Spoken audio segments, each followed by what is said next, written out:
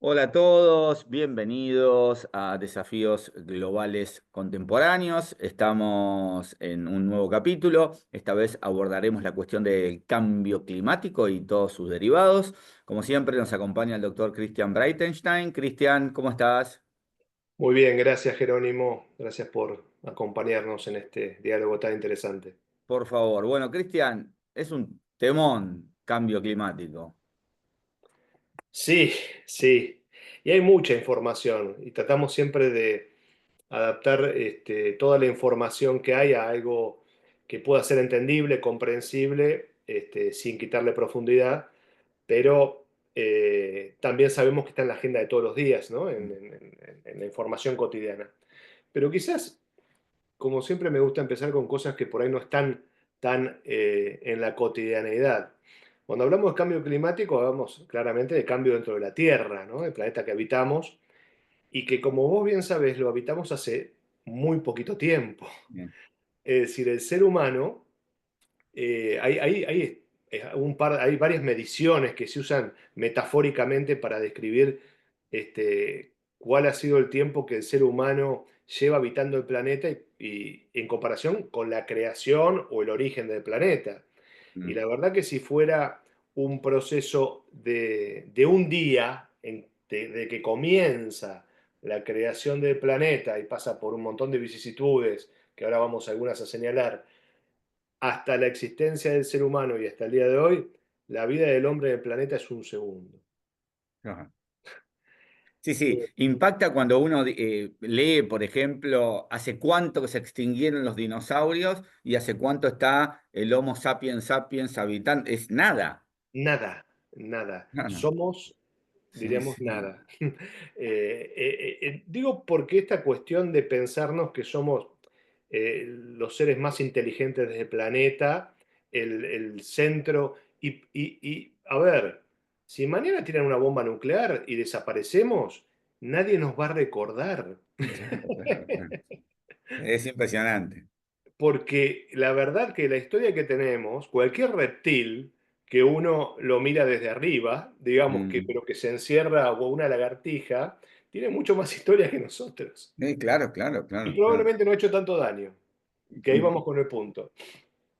No, no, realmente cuando vemos esto, y acá te sugiero una película que es una serie que se llama La vida en nuestro planeta, que es Mm. de Steven Spielberg. Está armada un poco a lo norteamericano, pero está muy bien, está muy bien. Eh, Quiere marcar la evolución, pero hay muchos textos, muchas obras que uno puede consultar sobre todo el tema, digamos, de las especies anteriores. Pero a mí lo que me interesa destacar es lo siguiente en general. Desde que el planeta se creó o se originó, los que creemos que hay un Dios será Dios, los que no creerán que son moléculas o explosiones que se dieron en el cosmos, este, ha habido situaciones donde las especies vivientes y predominantes en Mm. el planeta se han extinguido. Claro. Y no ha habido solamente una situación. Hasta ahora ha habido 5 situaciones. Es decir, desde que el planeta, en esas, si decíamos un día, en esas 23 horas 59 minutos y 59 segundos, hubo 5 extinciones de la especie predominante de la época. Entre ellas, la que más duró, que son los dinosaurios, Claro. como dice la canción, hasta los dinosaurios van a Pueden desaparecer. desaparecer. Pueden desaparecer 150 millones de años estuvieron esos bichos, por decirlo de Claro. una manera, ocupando el Sí, planeta y siendo los dueños absolutos, ¿no? El tiranosaurio Rex como el gran sí, exponente. sí, Lo vemos en las películas también. en la película. Pero, exacto, pero 150 millones de años es la especie que más duró y aún así desapareció. Mm. Ahora, cuando vemos extinciones, simplemente para poner ejemplos, ¿no? La primera extinción había en la Tierra 10 millones de especies de animales. Mm. ¿Sabés cuánto quedó de esas 10 millones? El No, 1%, 99% se extinguió. claro. En la segunda, que fue generada por un tema de una, bueno, no te los puedo explicar técnicamente, pero el dióxido de carbono desapareció por alguna razón de la estratosfera, no sé. Conclusión, el 60% de las especies se extinguieron. Se estima, es una estimación, nadie estuvo presente para atestiguarlo. No, claro. En la tercera extinción, que también es una gran mortandad, generada por el magma. Sabemos que habitamos un Mm, planeta que tiene magma, que está en permanente situación volcánica y fuego adentro, como se le llame. Eh, y eso genera, cuando hay una erupción, un desastre puede llegar a generar, eso genera la tercera extinción, exterminando al 95% de la vida existente. La cuarta extinción, para que veamos también a lo que estamos expuestos, tiene que ver con un asteroide. mm. Un asteroide que vino y directamente Sí, sí, embistió la Tierra. El tamaño era el tamaño del monte Everest, es decir, casi 8.000 metros, ¿no? sí, claro, exacto. Equivalente a 1.000 millones de bombas atómicas.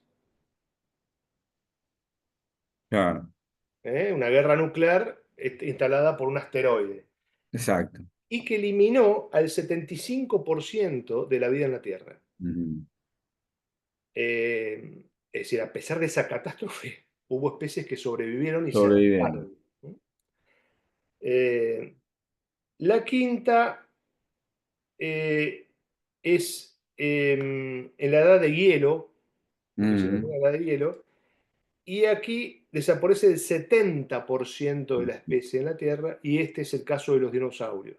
Claro, Y aquí surge el hombre, el Homo sapiens, digamos. bien. Entonces, eh, el Homo sapiens que, pensemos, para ponerlo en contexto, éramos homínidos, primero el continente estaba unido en Pangea, Ah, luego Pangea se subdivide, eh, eh, el mundo y el planeta están en permanente ebullición y cambio, y el ser humano se ha ido adaptando a esos cambios, o el homínido o el Homo sapiens a esos cambios. Pero en esta primera reflexión, es la primera vez en la historia de la humanidad, mejor dicho, en la historia del planeta, que es un poco mm. más amplio que la humanidad, que una misma especie puede causar su propia extinción. Ah, claro, Es decir, esto no ocurrió en las 5 extinciones anteriores, claro, ni los dinosaurios claro, no querían suicidarse, ni generaban cosas que claro. atentaran contra su propia existencia. Claro, claro. Ahora, Cristian, pensando en estos, como dicen los científicos, 5 eventos de extinción, ¿no? Han desaparecido especies que a uno le da la impresión que eran mucho más fuertes que el ser humano. El ser humano es muy débil, necesita el oxígeno limpio para respirar, el agua dulce que no esté contaminada para tomar, una alimentación balanceada para no morir.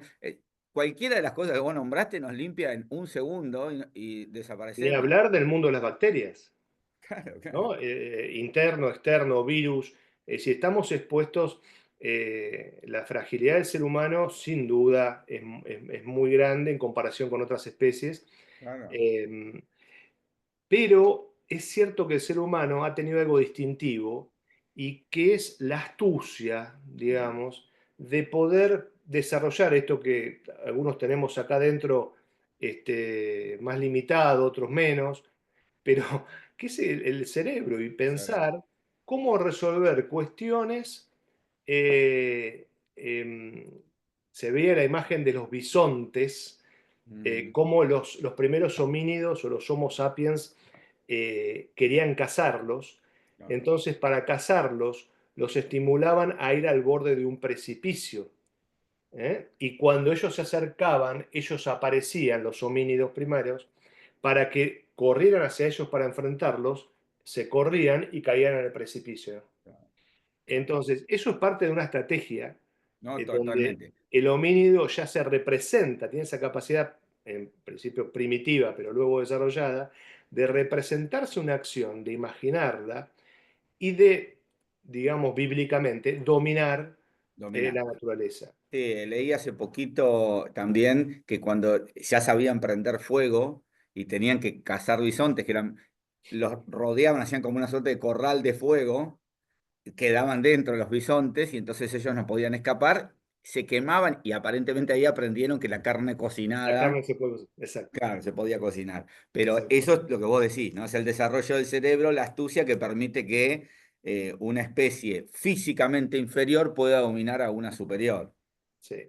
Sin embargo, claro, el hombre ha ido desarrollándose en capacidad técnica de resolver problemas, de tratar de que su especie perdure. Ahí está, ahí parece casi animal también la situación.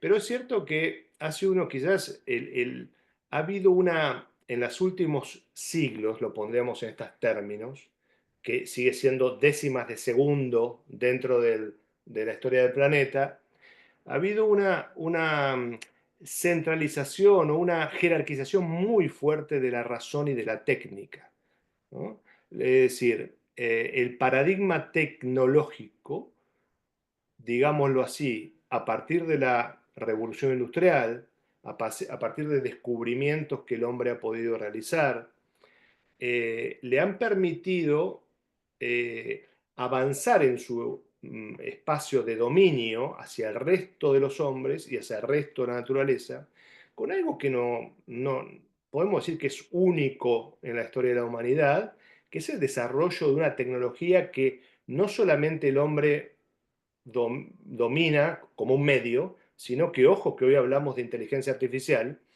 es decir, puede tener hasta autonomía propia. Claro. Entonces, la técnica genera y generó muchas soluciones en la vida cotidiana de la gente, ¿no? Cuando hablamos de la tecné como concepto, es el arte de solucionar un desafío. Todo ámbito de lo humano tiene su tecné, pero es cierto que a partir de la modernidad, por poner una manera, hemos pensado al hombre como un sujeto autónomo, racional, individual, o sea, no es la comunidad lo que lo conforme lo habita, fundamentalmente en Occidente. Y a partir de esa revolución moderna e industrial, claro, se van generando grandes e interesantes desafíos y avances, pero no nos salimos del dilema de la vida, que toda ganancia tiene su pérdida o toda acción tiene su consecuencia. Claro. Entonces, a los avances que se han obtenido claramente en los últimos 2 siglos, eh, podemos también oponerle que hay consecuencias no queridas, en su momento no entendidas, pero que hoy sí ya las entendemos, que dan un signo de alarma y por eso este tema es un desafío global y contemporáneo. Y aquí hay un tema, un punto muy concreto que lo escuchamos todos los días, ¿no? El cambio climático, el calentamiento global, el efecto invernadero.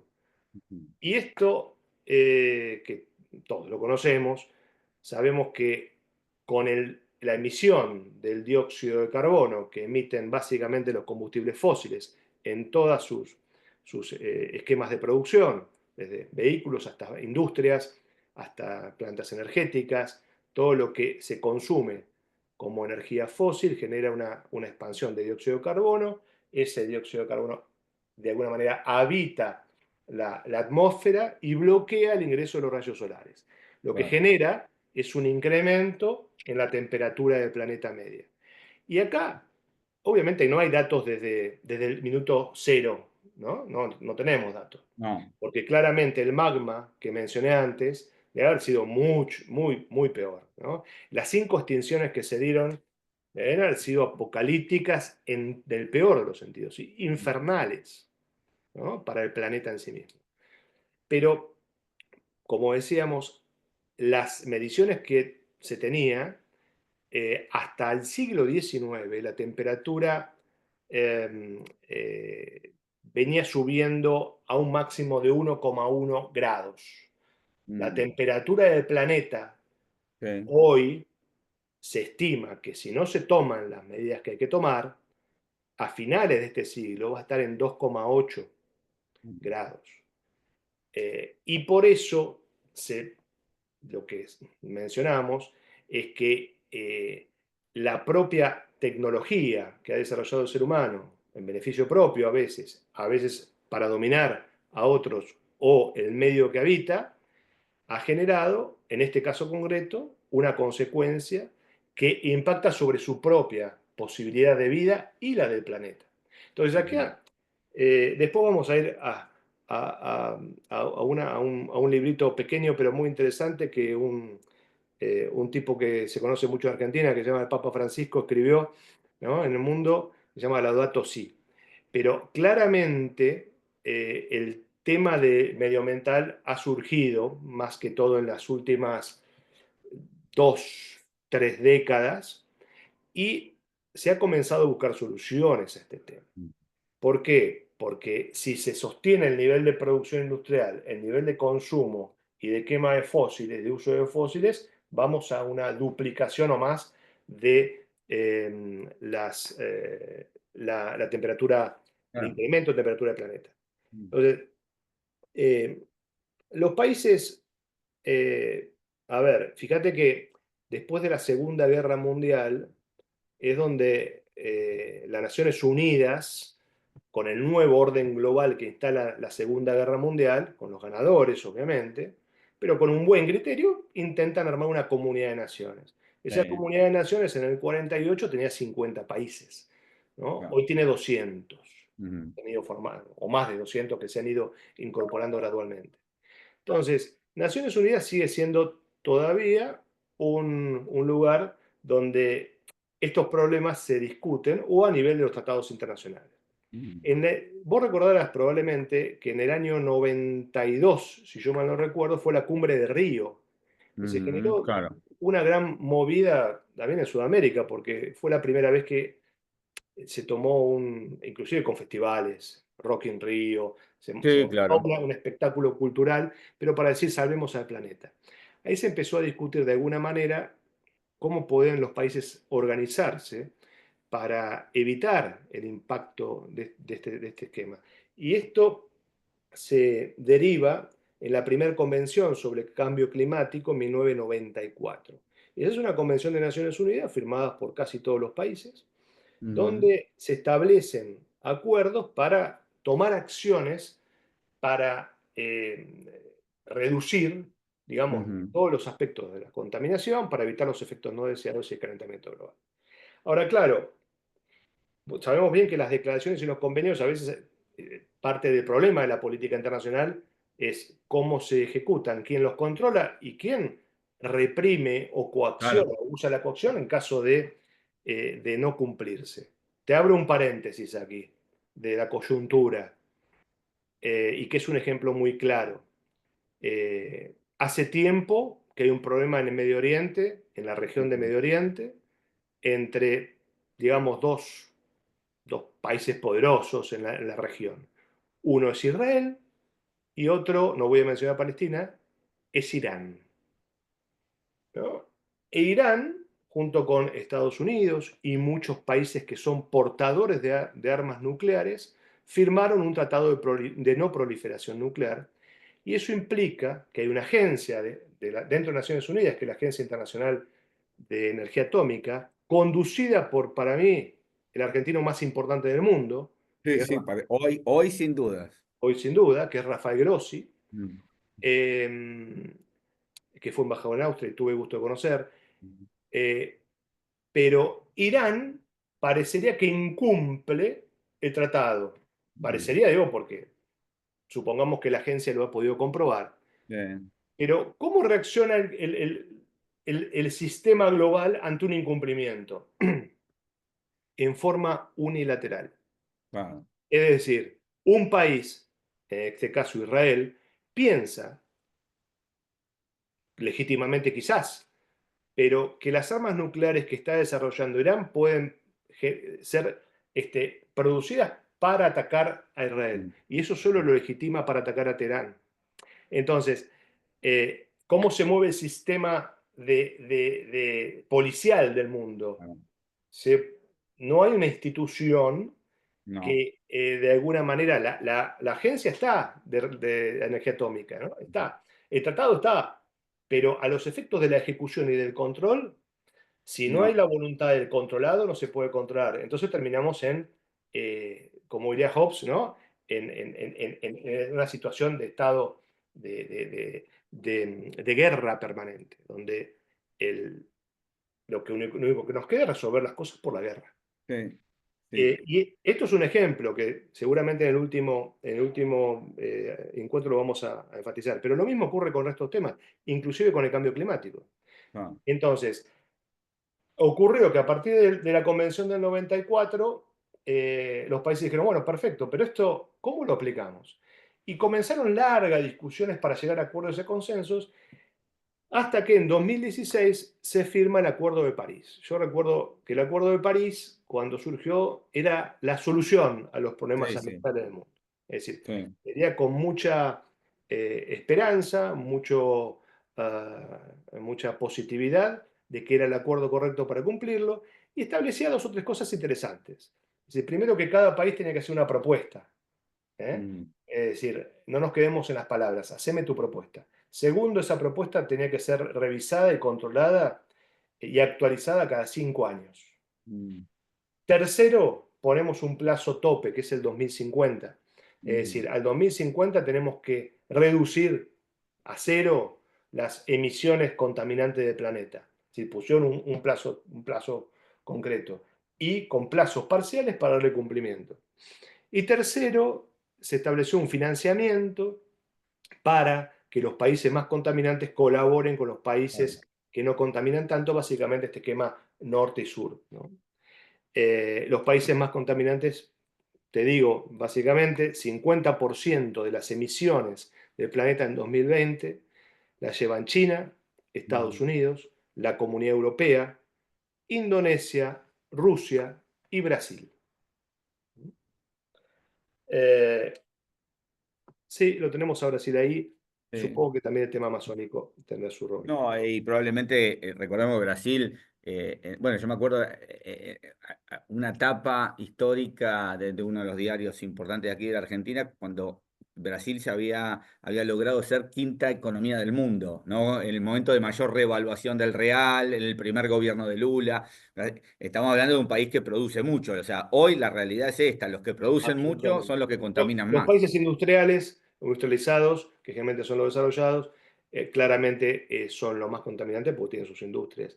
Claro, Te pongo otro dato que me interesó, esto también dato de color, no de la coyuntura ya, sino ahora pensando, leí un informe el otro día de cómo va a estar el listado de países de acuerdo al PBI, sí, al Producto Bruto Industrial, en 2050. ujú, Alemania hoy es el tercera, cuarta economía, India ya la está superando.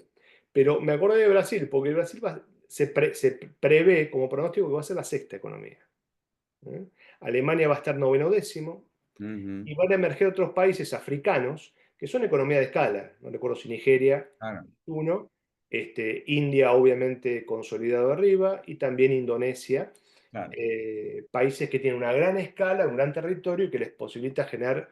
Eso no quiere decir que sean todos esos vayan a ser altamente desarrollados, pero sí en exacto, economía de escala, eh, por eso lo de Brasil claro. ratifica que va en ese sentido. Ahora, el Acuerdo de París eh, eh, pretendía también, de alguna manera, el objetivo principal, que es lo más importante, es reducir la temperatura del planeta a que no llegue a 2 grados o reducirla a 1,5. ¿No? Este es un Ujú, poco el objetivo. Ahora vamos a ver por qué medios. Pero hubo también contingencias en el medio que ahora se han repetido. En el primer gobierno de Trump, Trump renuncia al Acuerdo de París, se va. ¿Mm? sí, Porque claro, a ver, hay una visión donde los países desarrollados, que además están en una guerra comercial, lo sabemos ujú, perfectamente bien, pujan por posiciones, algunos más proteccionistas, otros más librecambistas, la mayoría en el medio, pero la adaptación de su economía a la transición energética, lo que se denomina transición energética para reducir los niveles de calentamiento global, implica un costo. Y ese costo, paradójico esto, pero ese costo afecta su competitividad de claro, hoy. claro, y beneficia a otros países que o bien no cumplen. ¿eh? China es parte también de ese esquema, ahora está un poco más, pero ha desarrollado mucho el tema en renovables y otras cosas, pero hubo una etapa donde China buscaba seguir su ventaja competitiva con el carbón, lo sigue aún, claro. pero era más barato producir de esa manera que meterse en la transición costosísima en ese momento de la transición energética. Entonces, algunos decidieron irse. Volvió con Biden a Estados Unidos y ahora se volvió a ir. Sí, obvio. Ya se Sí, volvió. sí. Entonces, a ver, el tema claramente hay consenso que hay que hacer. Es decir, gracias a Dios hay consenso. Es un tema que no, eh, más allá de los matices ideológicos, excepto algunos extremos que con teorías conspirativas y pueden pensar alguna cuestión que esto está armado, que el calentamiento global no existe, que la mayoría del sistema social y político hay amplio consenso a nivel nacional e internacional que el cambio climático es una realidad y que algo debemos hacer. Entonces, y hay consenso en las acciones, básicamente en esa transición energética, que algunos ponen la fecha 2050, yo creo que ya no se cumple esa fecha, y ahora te digo por qué, pero que pretende transformar la matriz energética y productiva de un país y de todos los países si es posible, con fuentes de energías renovables, es decir, solar, eólica, geotérmica, hidrológica, hídrica. Hay hoy un montón de fuentes posibles y para eso hay una gran cantidad de fondos para estimular este tipo de desarrollo. Aquí se repite una paradoja interesante porque los países no desarrollados, los países del sur global, en general tienen buenos recursos naturales, tienen sol, Mm, tienen agua, claro, eh, que les permite positivamente tener esos recursos como fuente de energía, pero necesitan la tecnología de los países del norte para que han desarrollado esa tecnología para llevarla adelante. Entonces, algunos hablan que esta transición energética va a generar una nueva geopolítica global. Es decir, cuando vemos que Argentina y Chile, por ejemplo, son los principales tenedores de las reservas de litio del mundo, y que ese litio es estratégico y decisivo para todos los componentes, no solamente los celulares, sino las baterías de autos eléctricos, claro, eh, podemos decir, bueno, acá se viene una nueva matriz productiva, es decir, hay una nueva geopolítica, que en parte la hay, que en parte la hay, porque hay un interés de los países desarrollados en generar acuerdos para asegurarse esos recursos. Hoy Trump trata de negociar la guerra de Ucrania con el acuerdo de minerales raros con Ucrania, que, sí, eso, que no sé si algún día se va a cumplir, pero de alguna manera es parte de la nueva geopolítica, buscar dónde están los recursos que sean la fuente de esta transición energética y después de la nueva energía que se va a generar. Pero por otro lado, como te mencionaba antes, aquel que genera innovación, aquel que genera tecnología, parte con una ventaja competitiva también. bien, Entonces, no parecería tan fácil que haya tan fáciles ganadores o que el mundo se dé vuelta, donde claro. el sur pase a ser el No. centro y la periferia va a ser los... No es tan Sí, así. yo alguna vez, eh, no sé si viste aquel informe que decía que la ciudad de Mar del Plata, en el caso de una gran guerra nuclear mundial, era el lugar más seguro del mundo, la ciudad de Mar del Plata. Entonces los de Mar del Plata festejaban, yo me acuerdo que había un marplatense acá que trabajaba con nosotros, y dije, pero vos te pensás que Mar del Plata va a ser para los marplatenses y es el lugar más seguro del mundo, Claro, ¿no? claro, Me da la impresión de que exactamente. alguien va a ir y se va a quedar con Mar del Plata. Bueno, con los recursos naturales me da esa sensación también, digamos, ¿no? Que tiene que ser en cooperación. En cooperación, en el caso, yo solamente te mencioné un ejemplo, que es el litio. En Claro, las principales extracciones de litio, te diría el 70 o el 80% de la extracción de litio está operado por China en estos claro, momentos en Chile y Argentina. claro, Después hay alguna empresa canadiense, australiana, eh, y la refinación de ese producto, que claro. es el que al fin y al cabo se requiere, se Sí, lleva sí, el 70% en China. Entonces, ahí tenés un ejemplo solamente. Pero claramente esos países industriales tienen un rol todavía y van a tener un rol sobre este tema. Pero es cierto que en los últimos tiempos el COVID, eh, mm, Y estas guerras con Ucrania, básicamente, han afectado de alguna manera la velocidad de la transición energética, no porque no se crea en ello, sino porque se ha tenido que destinar recursos Mm. eh, a financiar otro tipo de necesidades, había otro tipo de emergencias. Y ha habido situaciones donde, eh, digamos, ha habido como un retraso en el cumplimiento de esos plazos. Hoy el 80% del suministro eléctrico global proviene del fósil y el Mm. objetivo es llegar al 90% con renovables. Eso requiere, es un desafío altísimo, Sí, claro. pero insisto, por mirar el vaso lleno, creo que los acuerdos están dados. Pero cualquier situación, como una emergencia epidemiológica, como ocurrió con el COVID, una guerra, o un país que se transforma en hiperproteccionista y es una potencia mundial y quiere cambiar las reglas de comercio, genera una disrupción en el sistema que no sabemos si eso se va a poder cumplir. Porque recuerdo también una frase de Trump cuando asumió, drill, drill, drill, ¿no? Dijo, excaven, excaven, excaven. ¿Qué quiere decir esto? Que la Inflation Act que había sancionado Biden y que estimulaba la transición energética Ah, con muchos subsidios y aporte de Estados Unidos, para que las empresas del mundo vayan a invertir ahí y desarrollar las renovables, Trump dijo, se acabó, esto por una cuestión de que no podemos solventarlo, por una cuestión ideológica, por una cuestión de cambio de paradigma, y eso genera que digan, vuelvan a excavar, y si hay petróleo, y si hay, usamos todo lo que haya, claro, claro, claro, claro, porque estamos en una economía de guerra. claro. Entonces, todos los recursos tienen que ser útiles a esta finalidad. ¿Mm? Este es el concepto. Ahora, eh, para dar una mirada un poquito más, además de política reflexiva o filosófica, ¿no? En la Laudato Si, que insisto, es una encíclica pequeña que redactó Francisco, una encíclica que algunos tildaron de política, de más política, pero como ha sido toda la crítica que se le ha hecho al Papa que tiene que ver con su compromiso con las cuestiones más concretas y no solamente con las espirituales, que son obviamente muy necesarias e importantes, pero el objeto de la Laudato Si era básicamente analizar cómo cuidamos la casa en común, ¿no? Y la casa en común es el planeta.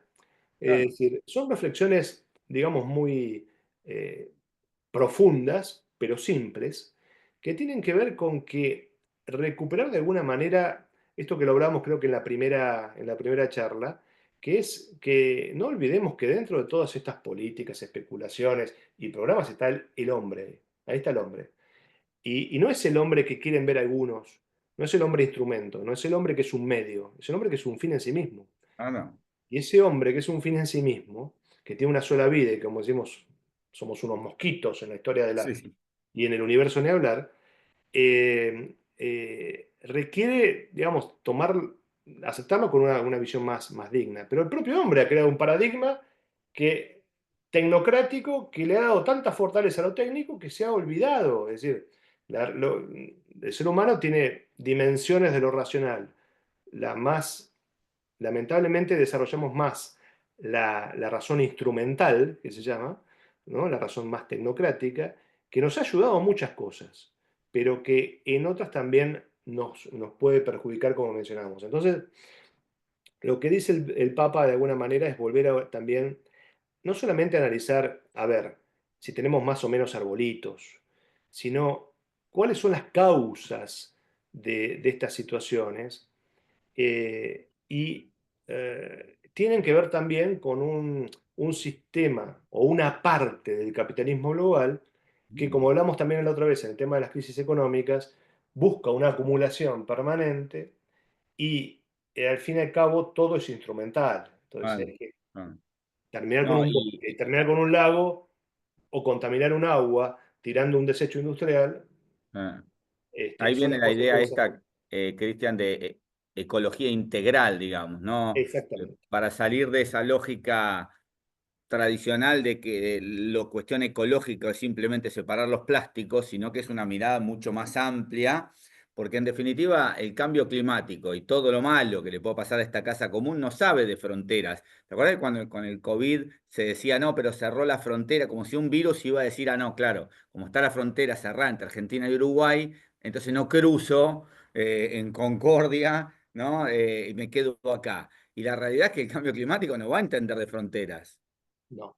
La frontera es un tecnicismo humano Claro, que la vida en general no lo entiende. La claro. vida, el sistema vida, en todas sus dimensiones.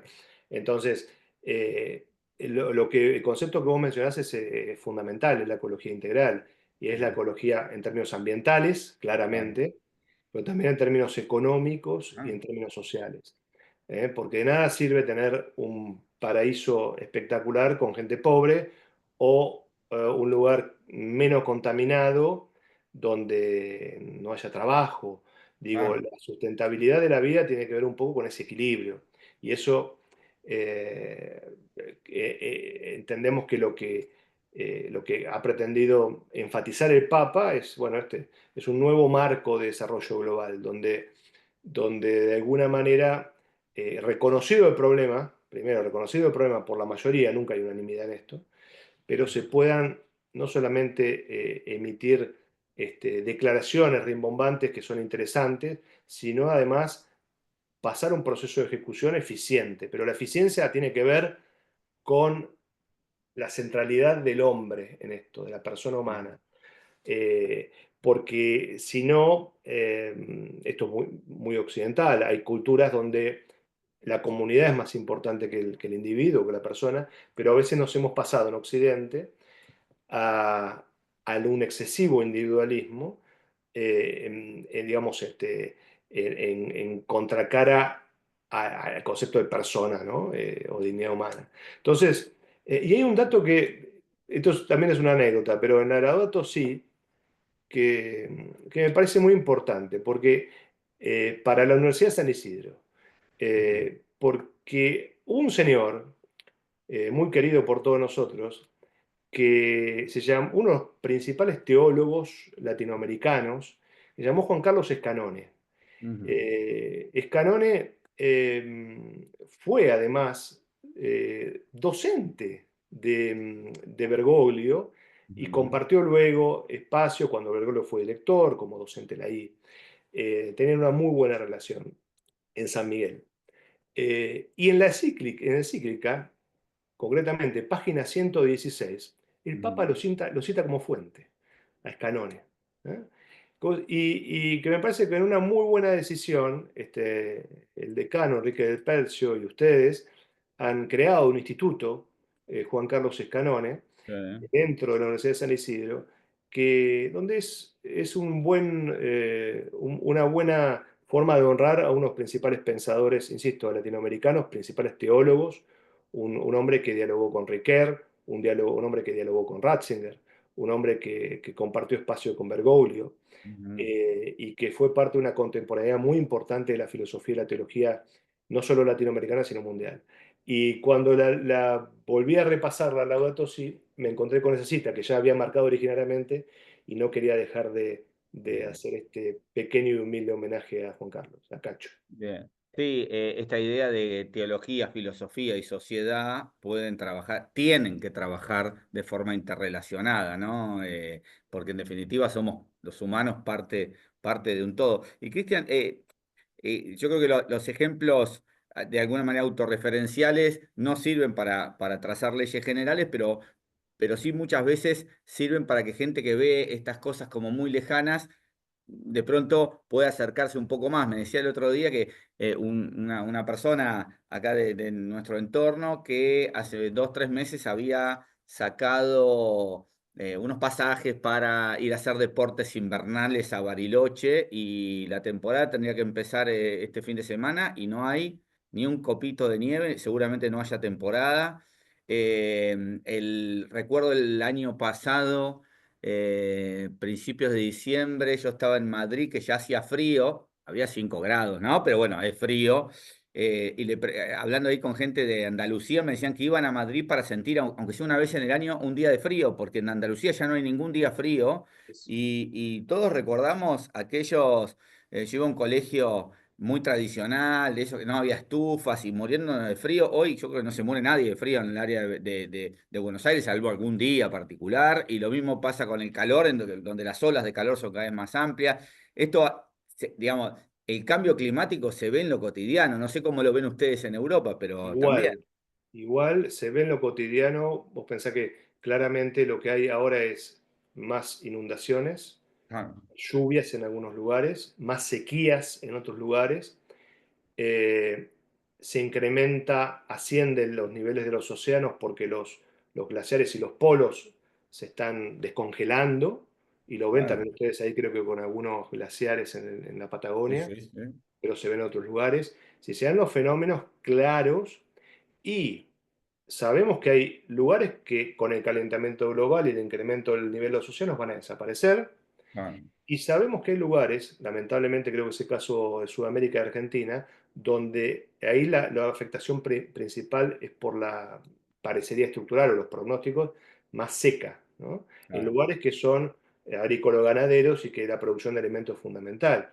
Pero paradójicamente también asistimos, recordarás el 7 de marzo, la catastrófica inundación en Bahía Blanca, Sí, claro. lluvia, Sí, sí, ¿no? sí, sí. Entonces, hay factores que hacen que en distintos lugares del planeta, pero yo creo que hoy no hay ningún rincón que diga estoy a salvo, Claro, claro. porque eso genera una... eh, entendemos el cambio como parte del ecosistema, del sistema vida, si no podemos pensar que no hay cambio. Y podemos hasta pensar que los cambios son cíclicos y que esos ciclos, digamos, tienen un proceso de expansión, un proceso de retracción. Eso siempre y cuando no estemos poniéndole un aditivo a la naturaleza. Claro. Es decir, porque la naturaleza es, de última es un círculo cerrado que, como dijimos, las cuestiones que la han afectado en las 5 extinciones previas o han Mm, sido externas, un asteroide, mm, o internas, ¿no? El magma o cuestiones muy químicas, mm, pero que tienen que ver con ese tipo de cambio y movimiento complejo del núcleo mm. terrestre o del universo. Bueno, a eso estamos, somos viajeros, no sabemos si en solitario o no, pero estamos subidos a una nave, no sabemos a dónde vamos, este, pero lo cierto es que en la nave, digamos, lo que debe primar es la colaboración, Mm, dado que más allá de cómo pensemos, de la diferencia de religión, de color o de idioma, compartimos esto que el Papa dijo la casa común, pero es la nave, es el espacio donde claro. ocupamos. Y en cada punto, como vos bien mencionás, hay consecuencias que se manifiestan. Hay que saberlas leer, mirar, observar y Bien. actuar.